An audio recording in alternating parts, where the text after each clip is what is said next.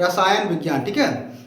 तो रसायन विज्ञान पढ़ने से पहले क्या देख लेते हैं, उसका परिभाषा, रसायन विज्ञान है क्या और बना किस होता है, रसायन विज्ञान में ऐसा क्या चीज़ें हैं, हम क्या पढ़ते हैं, ये सब चीज़ें देखेंगे, ठीक है। इसकी उत्पत्ति कैसे हुई और इसके आधुनिक वैज्ञानिक का नाम क्या है।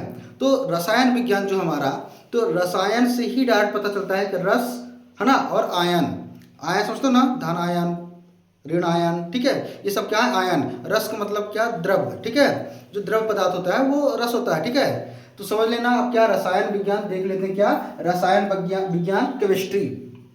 तो क्या है रसायन विज्ञान, ठीक है ना, विज्ञान की वह शाखा जिसके अंतर्गत पदार्थों की रासायनिक संरचना, ध्यान देना अच्छे से, क्या पदार्थों की रासायनिक संरचना, संगठन और गुण धर्मों तथा परस्पर रासायनिक अभिक्रियाओं और उसके परिणामों का अध्ययन किया जाता है। रसायन विज्ञान के अंतर्गत किया जाता है कि जो हमारा क्या है, विज्ञान की शाखा, रसायन को समझना क्या, रस धन आयन, मतलब जहाँ क्या द्रव्यों के बारे में या धनायन हो या ऋण आयन हो, या घट रहा है या बढ़ रहा है, ठीक है ना, उनके बारे में अध्ययन करना क्या है, रसायन। और विज्ञान का मतलब उन रसों के बारे में विस्तृत ज्ञान लेना क्या कहलाता है, हमारा विज्ञान। विज्ञान का मतलब क्या होता है, विस्तृत ज्ञान प्राप्त करना ही क्या कहलाता है, हमारा विज्ञान। तो रसायन को विज्ञान के साथ जोड़ दोगे तो क्या हो जाएगा, रसायन विज्ञान।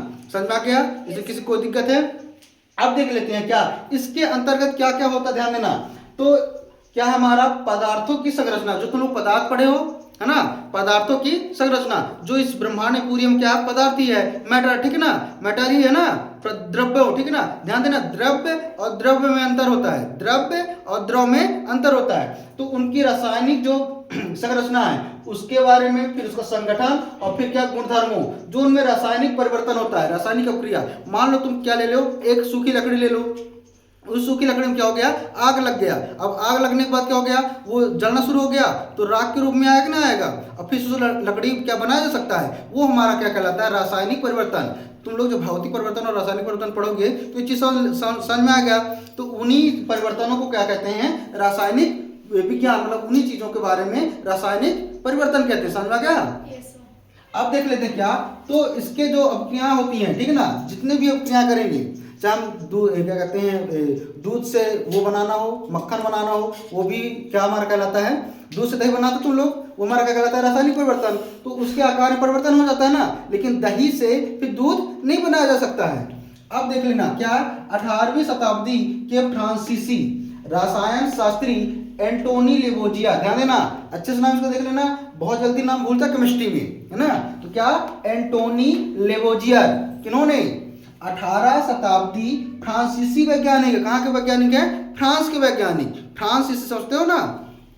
तो क्या है, एंटोनी लेवोजियर।